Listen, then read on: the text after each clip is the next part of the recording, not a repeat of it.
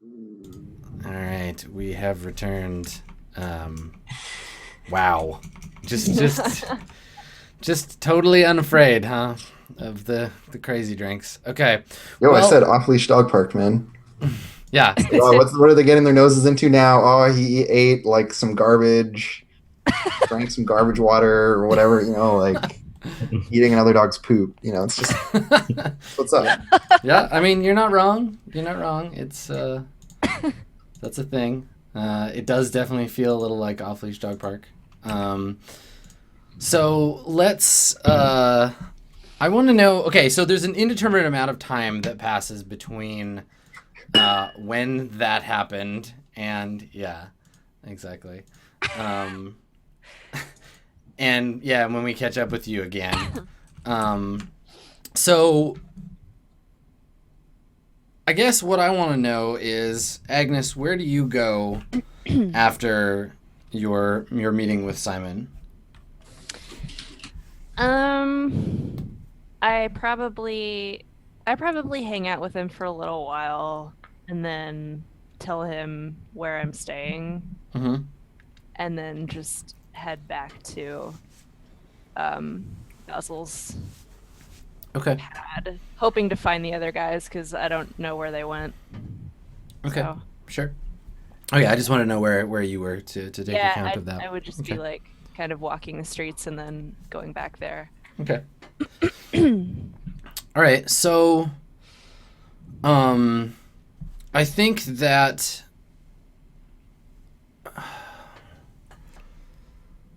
Woodsman.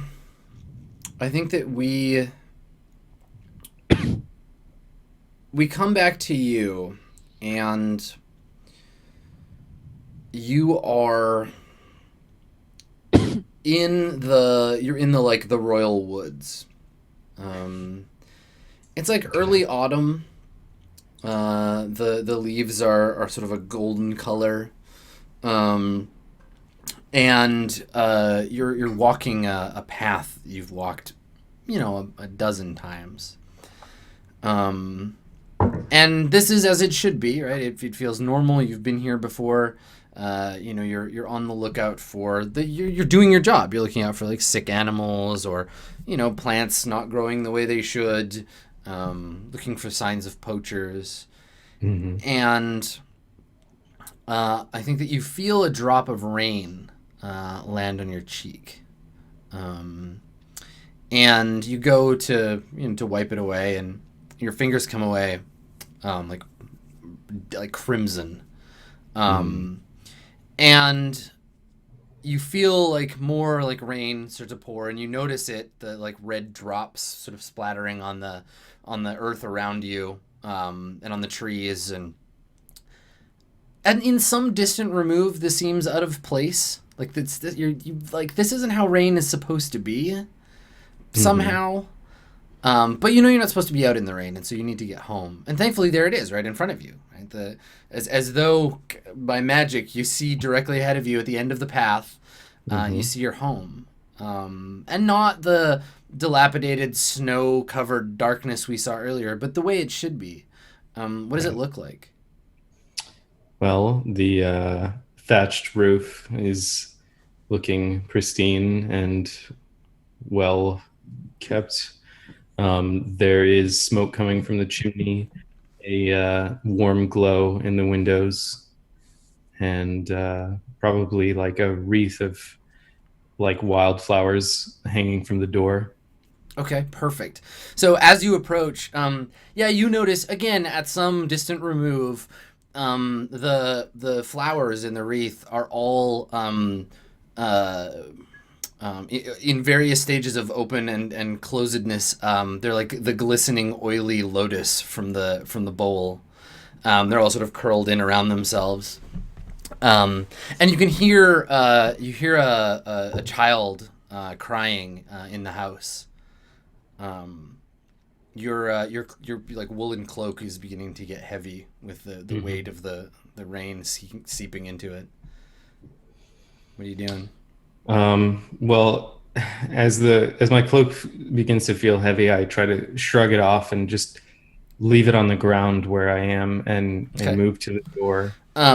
Okay, so you shed your cloak, and as it falls to the ground, um, you maybe turn to look because it makes a sort of like a sound, and you turn and look, and it's like grown antlers and is like a small deer, and it gets up and runs off into the woods. Hmm. Um, and yeah, now you're standing in front of your door. Um, and you notice you're quite sweaty. Like you're glad to have rid yourself of that cloak because it's quite hot out here. And you can feel like sweat beading on your forehead. Um, and yeah, and it seems to be coming from the inside of the house. Hmm. I frantically turn the handle and try to open the door and Okay. go in.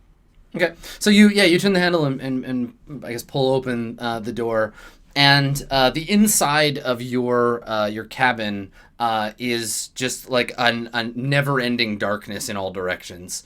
Um, and as you step into it, you find that even the door and the handle itself have fallen away behind you, and now all you can see in front of you, taking up essentially your whole field of vision, is this like great burning like ring in front of you.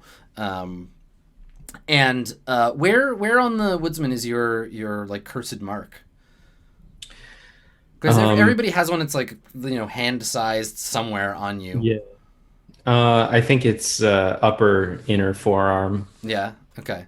So your arm starts to burn with a sudden searing pain, and when you go to Mhm. grab it, you realize you're naked, um, and in place of your clothes, you have iron like manacles on your wrists, and it's only then that you realize that the cabin isn't dark at all, but that you're standing on top like a pyramid or a ziggurat or something, like a huge stone Hmm. stepped pyramid. The burning wheel is still like floating in the sky before you, but crowded around the base of this pyramid are like probably several thousand people, all clad in black robes, chanting deeply in this sort of strange intoning language.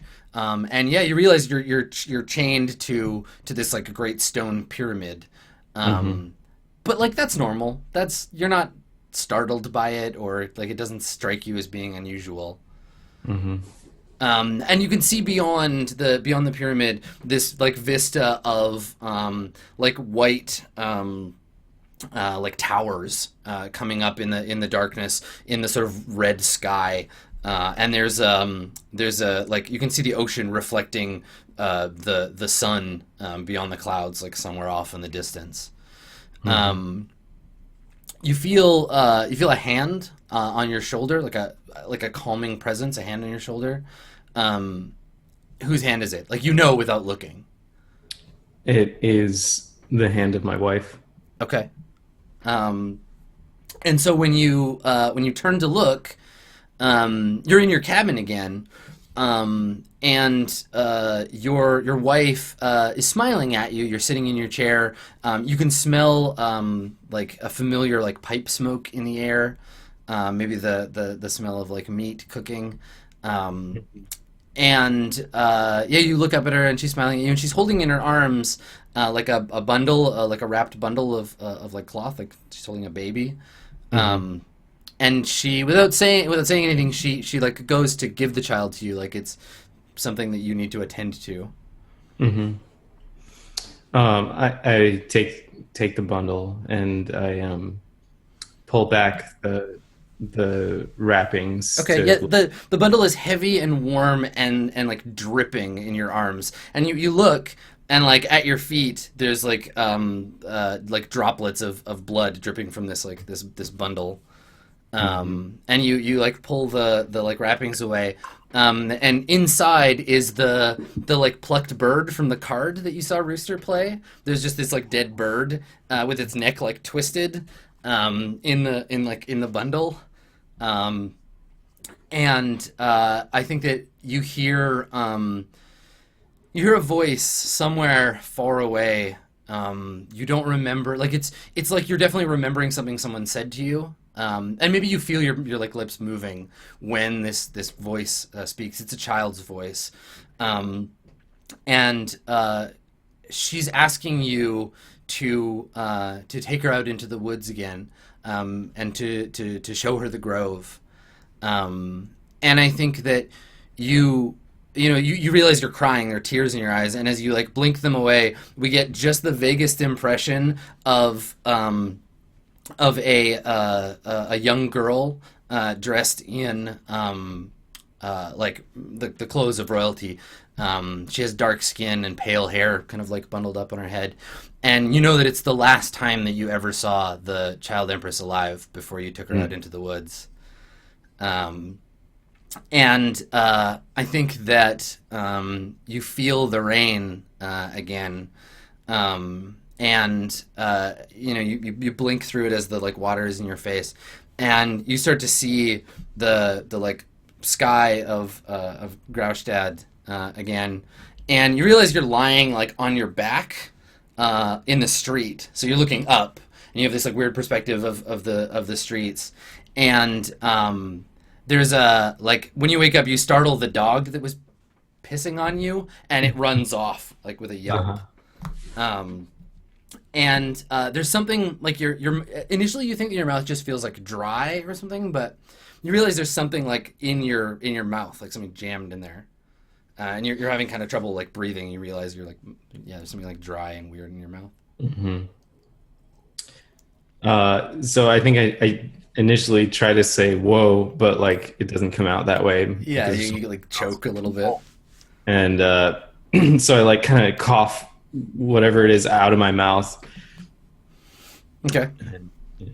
All right. Yeah, so you have to like pull it because it's actually like kind of like in your throat. And yeah, you like pull it out, and it's a like a white like lace like handkerchief. And in the corner, you recognize the imperial monogram of the Empress. And you like have to you pull it, like it's long, so it's like you pull it out of it goes into your throat, you pull it out, and it's like in your hand, and there's like drops of blood on it. So as soon as I pull it out and I like register what it is I'm looking at, I think like my eyes go wide, and I just release it and drop it to the ground and stare on the ground. Okay. Cool. All right. So, so let's cut over to, where do you go? I guess once you I want to know, let's get you back in motion. So you stare at it. Do you get up and walk away, or I think after like sort of like coming to my senses, I pick it up and pocket it, and then look for the bar entrance wherever we were, try to see if I can recognize it and find Rooster. Okay. I think actually, you know what? I think you blink hard and like tuck in your pocket and you look up, and when you sit up properly and look across the street, you can see you see a familiar building, and it takes you a second because you haven't seen it a bunch of times. So you're like, wait a second, I know this place.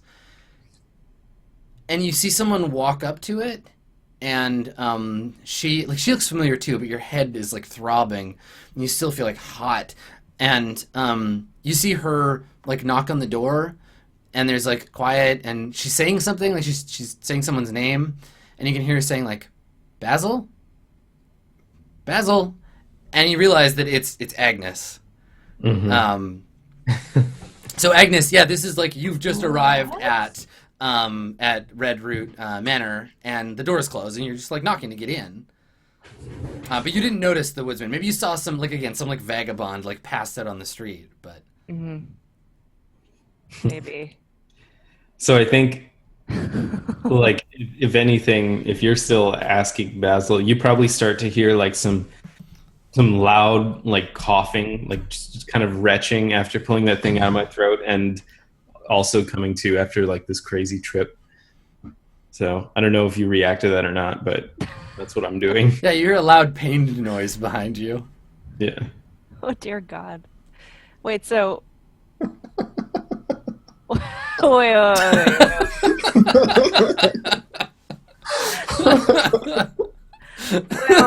What a scene! What a scene!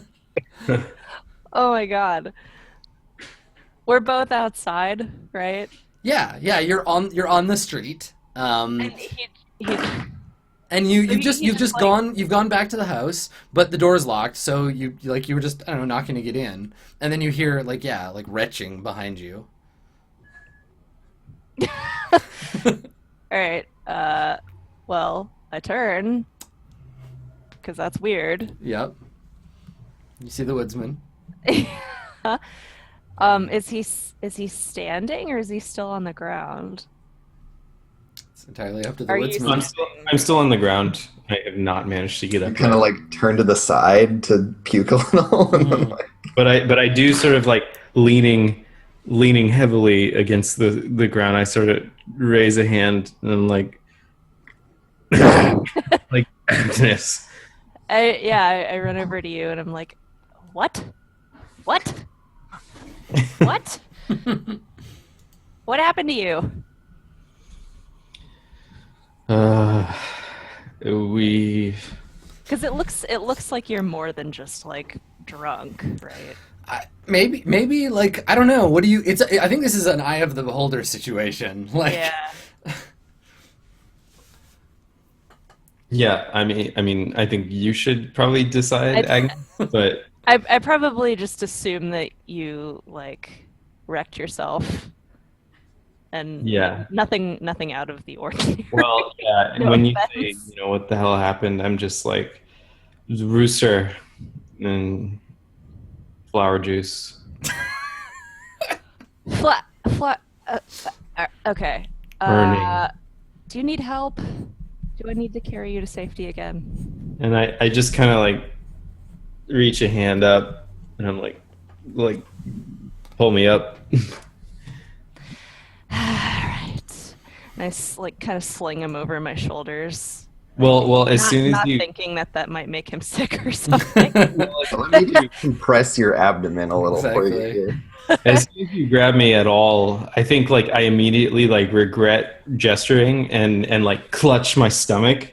Mm. Just like like my wound area is just like, oh god, everything is conspiring to just Oh god. Okay. So- I'm like, all right, okay. Don't move. Don't move. And I just I pick you up more gently this time. Kind of scoop you like this. Okay. I'm like, do you have a key? So I think you turn, like, once you've like helped him up, you turn and the door is open slightly, and there's a young woman standing there. She's wearing a like a plain kind of like laborer shirt, partly unbuttoned. She's wearing like slacks and like a beret, and she's kind of staring at you, and she sees the woodsman, and then she opens the door and kind of like gestures like, "Come on in." Okay, yeah. I carry him inside, and I don't. Are there like bedrooms that we've each claimed here or something? I feel like claiming any kind of property in this house would be against the spirit of the revolution. Well, so- I mean, are there enough rooms for each of us to? you like, could have a find bed? you could find a room with a bed that no one is currently sleeping in Okay. to help the woodsman into. All right, yeah. I just put him in bed. Okay. yeah. I mean, if you ask me like which room's yours, I'll point to the nearest one and say that one. Okay. The closest one. Yeah, I just plop him in bed, Okay. and I think I go to the kitchen to like get him a jug of water or something. I take it back and hand it to you. Okay. As soon as I see the jug, I'm like, oh no, oh. I realize it's water. No more. And then I chug the whole thing. Okay. Good. Yeah. So you have it up like there's a handle on it, but you like have it up in both hands. There's just like streams of water like pouring down Yeah. your face. Where Okay. Awesome. Well, let's cut over to Rooster from there. So, Rooster, we fade in on I mean, do you want to set the scene for you? I don't think we get to. I want to experience your time in like flashes, like flashbacks later. I just want to see where the rooster's at right now, and then I'll tell you I think who's so. there. Like obviously he's passed out in the street somewhere. So it's like we get like a nice close shot of like him like slumped against something. Yeah. And he's being like maybe like the cops have showed up to like shoo him along because it's like There's definitely someone, but I'll let you know who that is in a second. um and like yeah, so the camera is like pulling back and we can see like this person like trying to shoo him or whatever, wake him up, and he's like slowly coming back to life. But I think he's slumped against a statue of himself. But like as the Right. camera pulls back, we're like, wait a minute, that's so it's like you see the like claw foot. Yeah, totally. We would see, And then, we'd see you all like leaned up against the pillar at the bottom, and then yeah, as it comes back, there's these like toes like hooked on the edge of the pillar, and it kind of like at first it's like maybe it's a griffin or like a Yeah, but lion no. or something or a dragon, and then it's like no, it's just like Rooster standing like looking bloody and intense. Yeah. So you come to the sound of again like a familiar voice, someone who's woken you from a stupor like this before, and you hear the voice be like, "Oi, Rooster, Rooster, wake up!" And you feel like a slight kick from a distance. Yeah, and then like one eye snaps open and like darts around. Yeah. So you look up and yeah, you see he's wearing like long like pinstriped trousers and like fairly nice, though he's obviously like walked around in the shitty streets in them, like nice boots, but they've got like mud and whatever else on them. He's got a shirt with like a white shirt with a waistcoat over top of it, and he's probably wearing like a tricorn hat, and he's looking down at you, just with the smuggest fucking shit-eating grin. And this is his normal face. He's like resting smug face, but this is especially good. And I think he's leaning on a cane, and he's just kind of like looking at you and shaking his head, and he's like, "Didn't take you long, did it, you piece of trash?" And he like nudges you with the cane, and he like looks up, and he's like, "Flair for the ironic." I'm just like, what? And he leans in. He's like, "What? Haven't got a smile for your old friend John?" And he like puts his hand out. Does he have facial hair?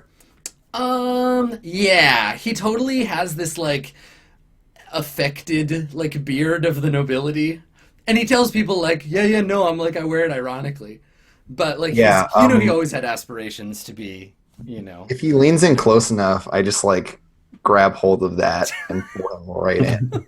All right, so he like stumbles forward, and you catch the sort of late morning sun glinting off of his like gold teeth that he's got, and he leans in and he kind of like laughs and winces, and then yeah, you get him all like face to face. Good morning, John. And I like let him go, Yeah. He pulls back like, and kind of like takes a staggered push step myself back. up. Yeah, and like fixes his beard very carefully, and he's like, "Well, good morning for me, not so for you, it looks." And he like leans in. He's like, "Get up. Not fitting of a hero of the revolution to lie, sleeping in his own filth.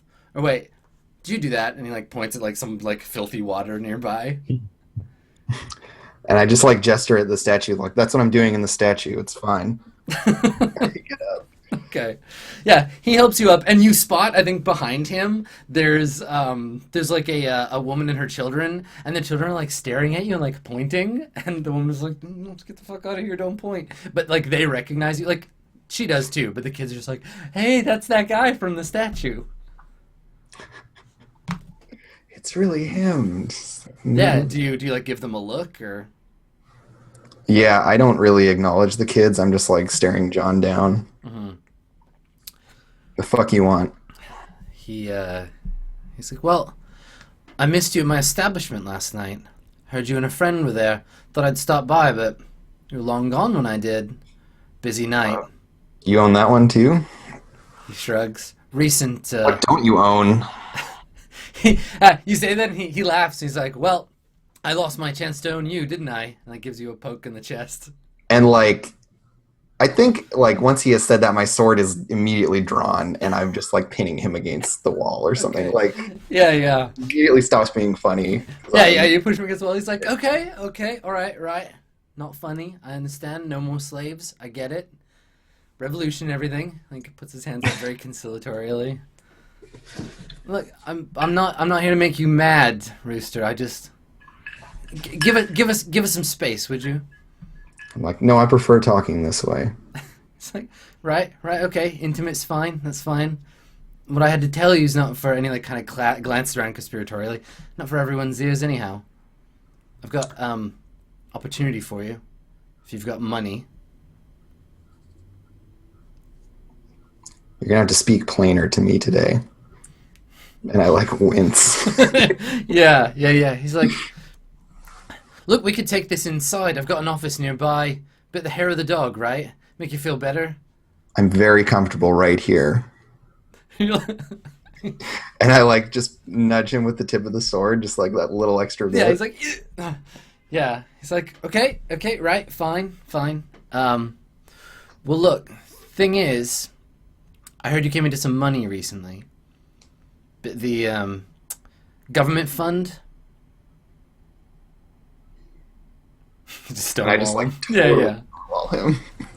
He's like, well, see, while you were gone, I've been branching out a little. You know the Freemen? Yeah, of course you do. Everyone does. Right, so, tough lot, and like to fight. And so I've been acquiring, let's say, talent with what to fight them. And making quite a bit of money off it, but he kind of like looks around. He's like, really, I'd be more comfortable discussing this inside. Ears everywhere, you know. Oh, come on, Rooster, don't be like that. And yeah, like I just like do not move. Okay, Like, why don't I've you? fallen asleep on my feet, or maybe I'm about to kill him. You're right. It's not clear. Make it. Are you trying to intimidate him? It sounds like you're trying to intimidate him. Yeah. Okay, make an intimidation test. Let's see how successful I am. Can I fork in sword? Oh yeah, you're forking sword in already, real hard. Can I fork in sword?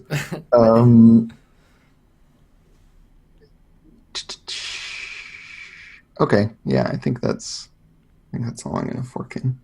Oh, what's my obstacle? 3, I think. Okay. All right, let's see. How'd you do? So intimidating. Oh, you are intimidating. Nicely done. Okay, so yeah, so instead of trying to like weasel his way into getting you to go somewhere, he's like, yeah, so he's like, he says, right, fine, I'll make it quick. I'm busy anyhow. So, talent, right? Ship came in from down south recently. Apparently he's a bodyguard, out of work. Real good sword. Expensive, though. I figure I pay him, well, we'll double, triple, maybe quadruple our money. These underground fights are very lucrative. I just need a bit of a front of cash to convince him to join up. Obviously, we split the whole thing. 70-30, my favor, of course. Talent fine, like usual. And I just, I thought you could put that Baroness's money to good use. Though, and he like takes a deep breath or like inhales through his nose, and he's just like, I think. Oh yeah, and he can like smell it on you. Yeah. He's like, right, maybe it's good I got to you so soon. Otherwise, you would have drunk it all. So you're telling me that I'm going to pay this person to go fight someone? Yeah, right. It's easy as that. We pay them, they fight. We bet money, they win. It's easy as pie, isn't it? And I give him a look and I'm like, do you know where I came from? He kind of squints at you, looks you up and down, he's like... Because you're acting like you don't know where I came from. And I have a sword to your belly. Yeah, well, you're not the first person who's put a sword there today, but... sorry, Rooster, get to the point, would you? I mean, and he looks at the sword and he's like, right, but not... I mean, what are you getting I just like tilt. John, when you were still at your mother's teat, I was killing people with my bare hands, and people were being paid, but not me. You think I want to? You think I want to pay him to do? And Well, like I've listen. kind of like stepped away from him now, and I'm like proclaiming this to the street, like just talking like far too loud. Yeah, yeah. So And I then I think turn back to him. he notices and probably like gets in and like you move away and he moves closer to like try to calm you down. Like he was like, Yeah. wait, no, I liked it better when you were whispering angrily to me and not shouting where the cops can hear. Um, And like maybe I start having like flashbacks to my weird, spirit journey of last night. Just Yeah, like little yeah, flashes yeah. of violence that I was are gonna like, say, yeah, just like sounds of violence. Maybe you Yeah. you're like shouting and you're like with these two hands and you look at your hands and your hands are like blood stained. yeah, and then I like blink and it's gone. Yeah. Yeah. And yeah, so he's like, all right, let's not bring my mother's teats into this.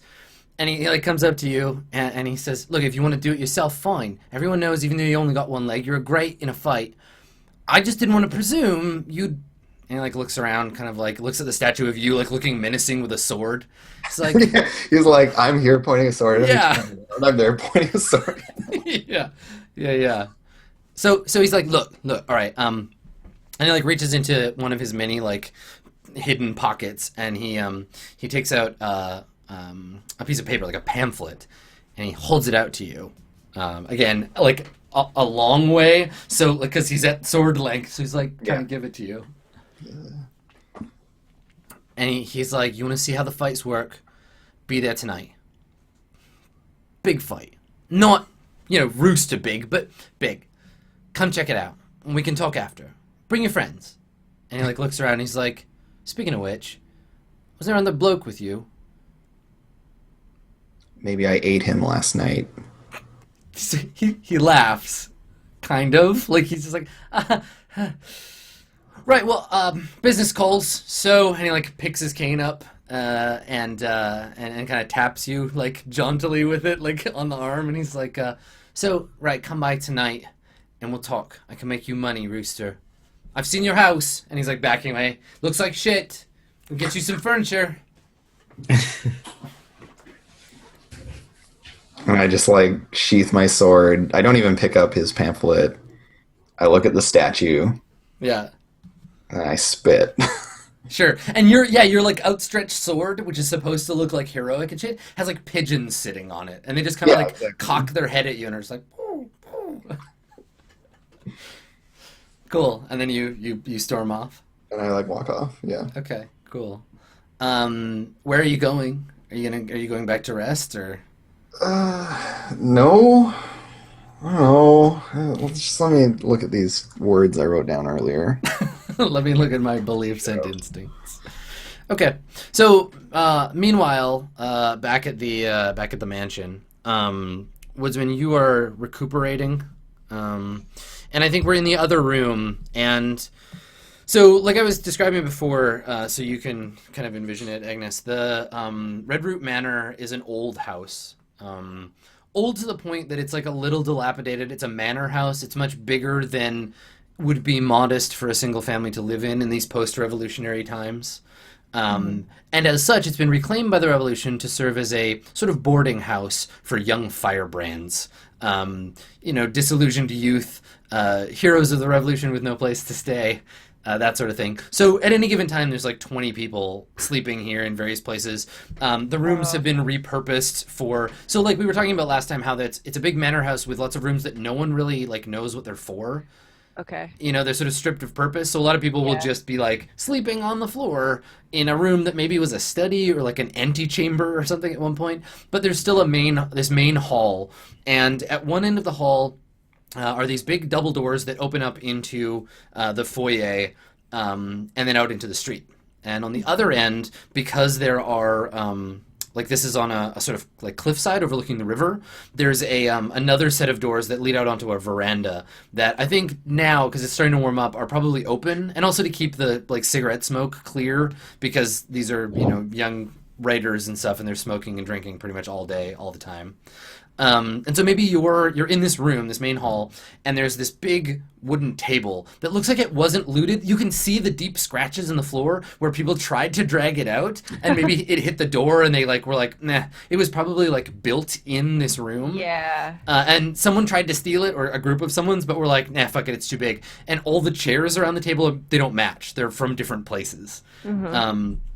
So everyone is there's a bunch of people in this room. Some standing by the door. Two of them are laying by the fireplace, lying down drinking wine and having a conversation. And there's a girl, the girl that saw you at the door, who has returned to whatever she was writing. She's got a big stack of papers kind of spread out around her, and a quill and some ink, and she's writing at the table.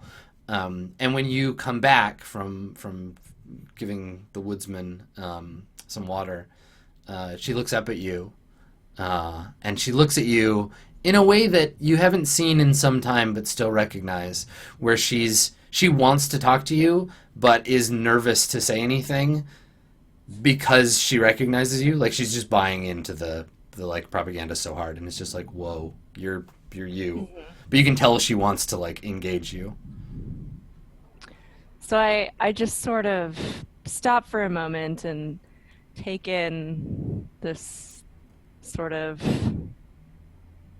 Parisian 60s dive bar situation. Dive house, yeah. Yeah, I think we dive described it as a French Revolution era punk house. Yeah, totally. Yeah. And my eyes are wide, and I'm just like, oh my god, there's a lot of young troubled people in here. And I notice that she catches my eye, so I walk over and sit not next to her but near her, and I just sort of say hello, and she's just in way of response swallows hard and kind of just stares at you. Is something wrong? No.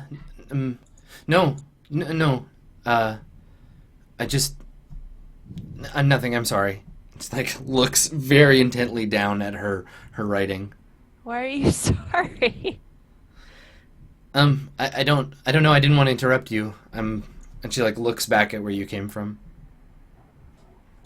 I'm not doing anything. How long have you been here? A few days. I don't. And she kind of looks at the other students, and then looks at you and kind of shakes her head helplessly. And you get the impression that I don't know. I mean, I don't know how socially adept Agnes is, but you get the impression that she means I don't know anybody here. She looks at them like they're alien to her in some way. Okay.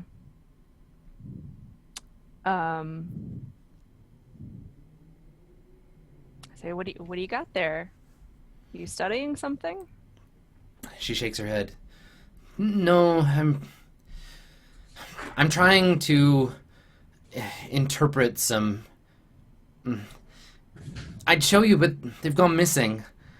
I had some pamphlets. I was showing them to Basil yesterday, and now they're. I must have misplaced them. I feel like such a fool. Anyway, I'm trying to remember as much of. And she looks at the paper and she says, "But I keep forgetting things. I don't know if I'm ever going to get another copy." Oh, what do you need? Maybe we can go find it. She kind of tilts her head at you. Well, I mean, Erasmus says that, and she kind of clams up again. Who's that? Who dat?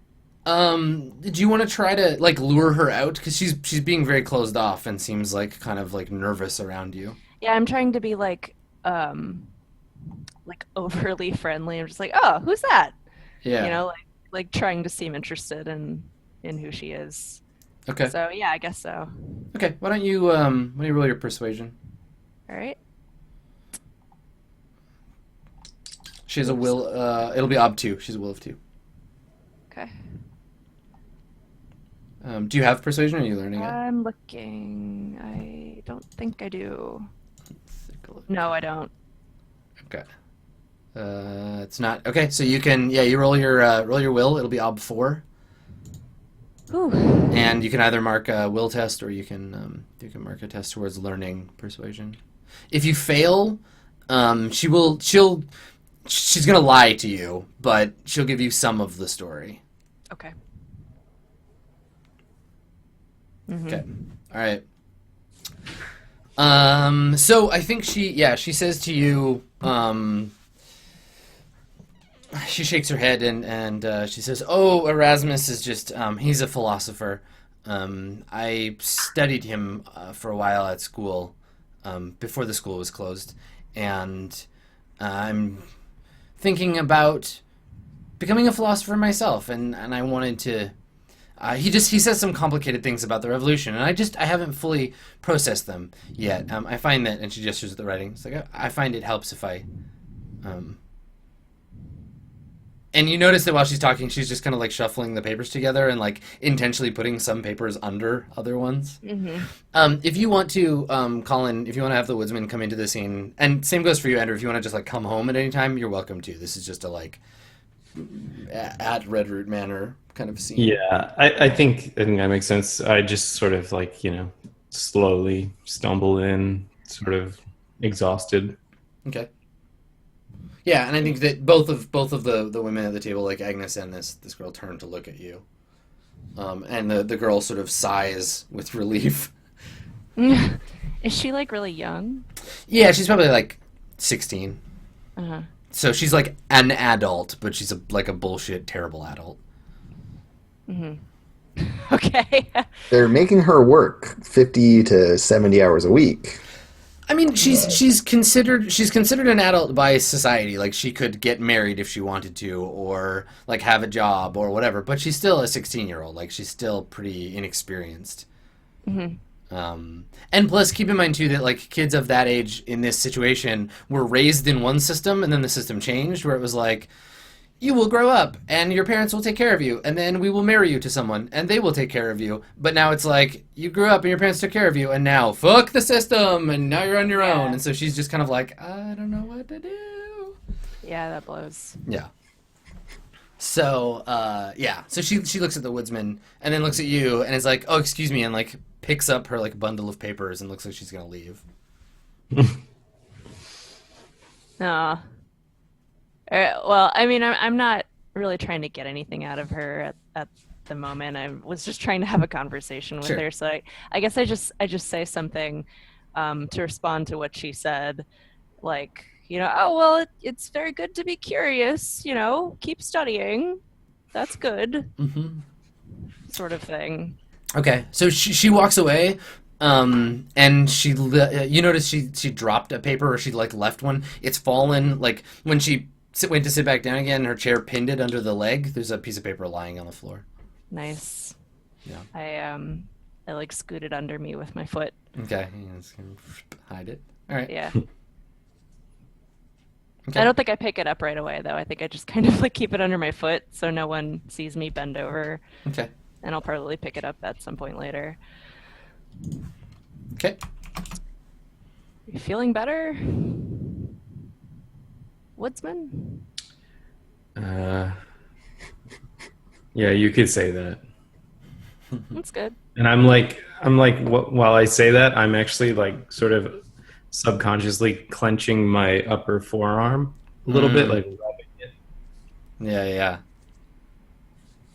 You did you get cut, or you need a doctor? I'm supposed to be doing that subtly. You're not supposed to notice. Oh.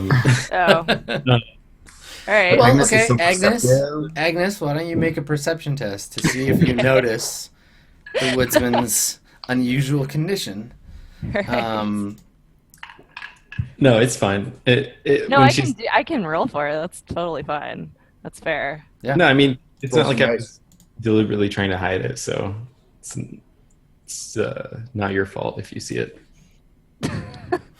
I think as soon as you say that, I just pull my sleeve down of like whatever I'm wearing, like a whatever the hell kind of shirt I wear.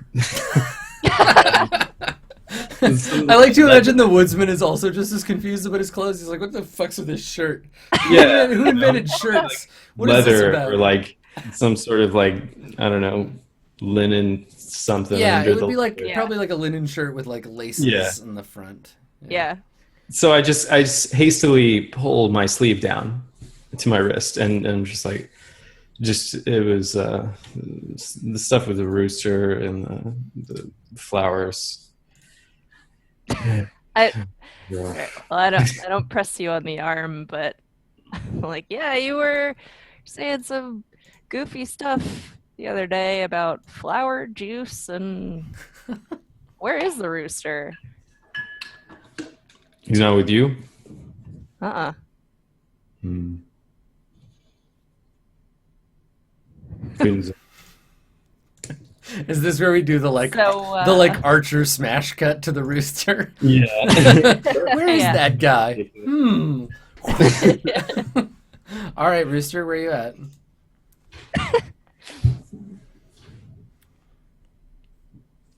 So basically, Rooster, in honor of my take any wager, answer any challenge thing, is not going to like just ignore what Booker came at me with. Yeah. This whole idea of like fighting and all this kind of stuff. However, it is not like, oh, I should go fight in pits again. That'll be great. I love that. It was like, oh, so this is still going on, and this is not something that I approve of. So Rooster is going to take it upon himself to like private eye this shit, and like he's not equipped to do this, but he's No, going to try. definitely. And so doesn't really know where to start. So I think he's probably just going to go back to the house. Okay.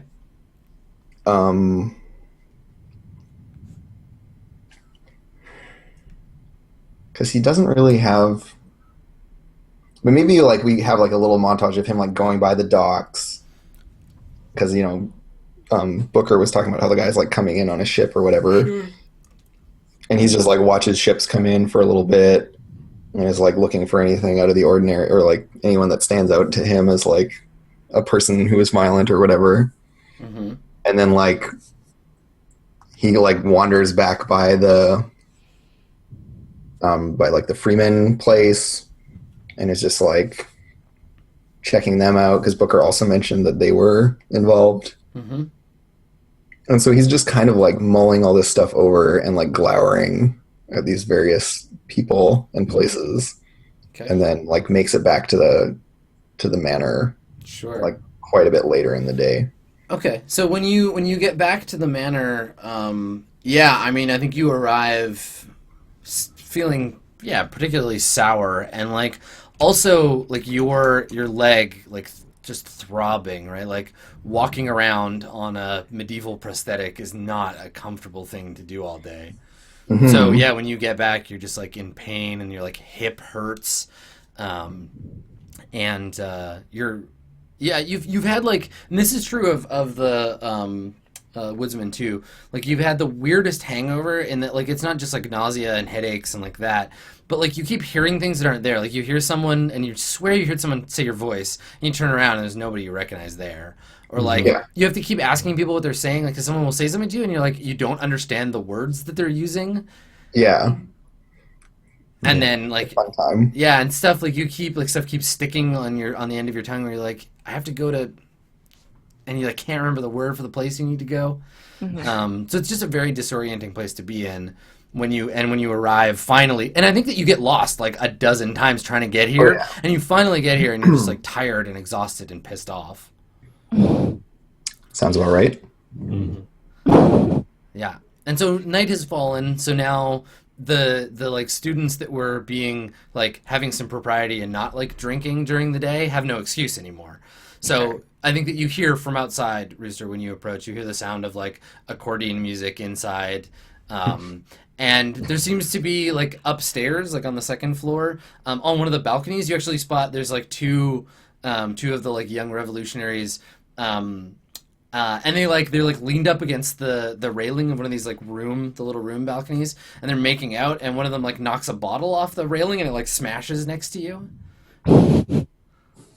Yeah, and I just like stare at the remains of the bottle Yeah. for like maybe like I lose a minute. We get the like intense look of like Rooster's face reflected in the broken shards of glass in the street and like the puddle of wine.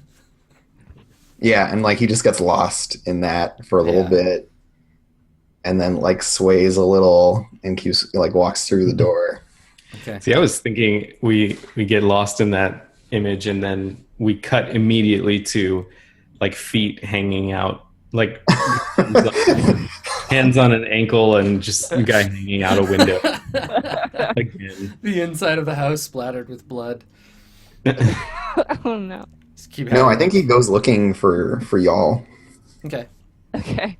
Yeah, I mean, I think that they're there. This is kind of like around that time. So. Okay. Yeah. So. And I like you hear the put this- door, Agnes. You and Woodsman. You hear the door open, and and hear the unmistakable like thunking sound like of clink. Yeah. of Rooster. The sound of the rooster. And yeah, he like walks into another room. You can hear him like turn around, and then he walks through to wherever. Like I guess you guys were like in the kitchen or something. Yeah, they were in the main room. Remember, yeah, like when we think of like a modern house with the kitchen and the dining room like right next to each other, this is like some of that fucking rich person manor house shit. So the kitchen's miles away. Yeah, you don't want the kitchen anywhere near you. Right. But yeah, so he like eventually finds you, and you can hear him like moving around the house, and then he like sees you guys. He walks into the room and just like puts this gross like stained wad of paper down. That's like this like poorly drawn pamphlet about like illegal boxing matches or whatever. Yeah. So the pamphlet, when you put it down, and it looks like it's been on the ground and then picked up again. So you can't totally read the whole thing. But it's got like wet patches and it's all gross. It's got like a drawn image of two like a obviously like caricatured looking like fighters. Like there's a kind of Spartacus looking guy like with like manacles with broken chains hanging from them, like fighting with a spear, and he seems to be fighting like a woman, a pale woman with like a long braid, and you recognize, Andrew, that she looks like a princess? like a caricature of princess. Like it's not supposed to be her, but it's just like we need to draw a tough looking person. It's some like hella racist little like caricature exactly. of this exotic fighting slave person. Exactly. Oh, It's but and that's the only part that Rooster can understand. So he's just like, this is some bullshit. Sure. Yeah. It's like a very reductive picture of a slave fighting a non-slave. And the text is basically just like amping up this fight. It's a fight that is happening in the near future, and just like talks about like where to go, basically. Probably using some weird like fake names and shorthands and like weird slang for different places. Exactly. So I think most of it, like Agnes, it looks like gibberish to you. Like you understand maybe that it's code. You can read it and you're like, oh, this is obviously just a code I don't understand. But like if you just read it and you didn't understand how language works, you'd be like, yep, I know these words, but not in this configuration. Right. Okay. Yeah. Rooster just like presses this down onto the table, and then like leans against the table and doesn't actually muster up any words. You just kind of like you just flare your nostrils. Runs out of gas right there. Yeah. I'm just like shifting my eyes to like back and forth from the both of you, like because you both just like came back to this house at around the same time looking like completely fucked up, and no one is telling me anything, so I'm just like yeah, and like Rooster looks at Agnes, but he's not acknowledging the woodsman. All right. What is that? I don't know. I need to know where this is. where it is? What it? What do the words say, Agnes? You need. Can you please read this for me? And his voice is like super cracked and like sounds like he's grinding cinder blocks together instead of vocal cords. Like, Okay, sit down. I read the words. What does it say? Okay. Yeah, it Like gives. the actual words that it. Yeah, you read it verbatim. And yeah, I mean, I think that you it's interesting because you understand the words and Rooster understands the context. So between the two Sure. of you, you can put it together. Right.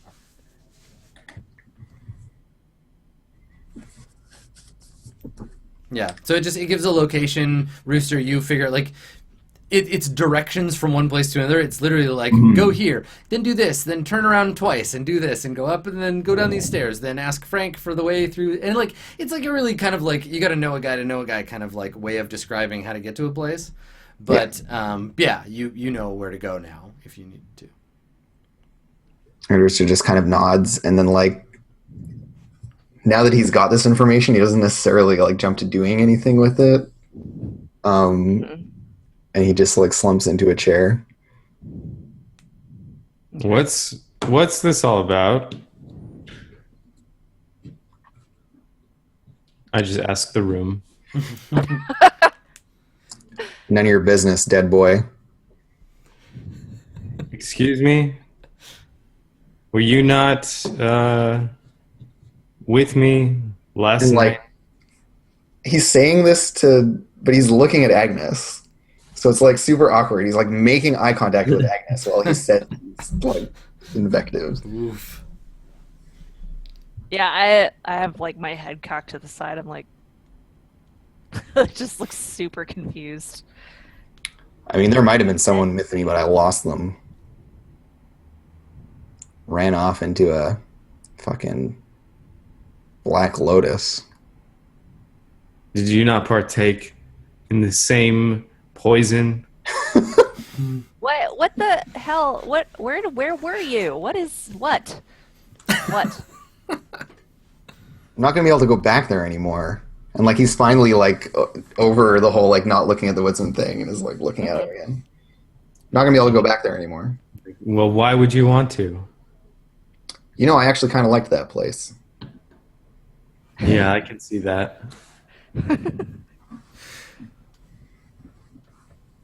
So you notice, I think, like you're having this intense conversation, but one of the like students has sort of like come over, and he's holding like a bottle of wine in one hand, and he says to you, Woodsman, as he approaches, he kind of like looks around first, and he says, "I'm sorry, I didn't mean to eavesdrop, but did you say?" And he kind of gets this grin on his face. He's like, "Did you say Lotus?" And he like pulls a chair out and like goes to like looks at it like, "You mind if I sit down?" Rooster just like makes a fist on the table with his hand that's on the table. we just hear the like creaking of the leather on your glove, just like.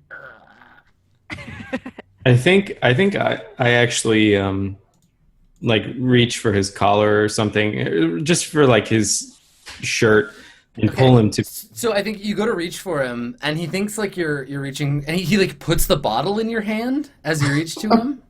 He's like, "Oh wait, this is what you want." Yeah. He's like he gives it to you, like, no, I'm it's here to share. Like he goes to put it in your hand. You have drugs. I'll give you all my wine. That's no problem. Okay, I think that like actually disrupts my like train of thought enough to the point where I'm just like, oh, and so I take the bottle. Mm-hmm. And holding it to my like at my side or something. Yeah. Like, what do you know about that stuff? And he sits down and leans on the table and kind of like looks around at you, and he says, "Well, I heard," and then we fade to black, and let's take our last break here. Awesome. And we'll find out what they know about the Black Lotus after this. Very interesting. Stick around, everybody. We'll be right back.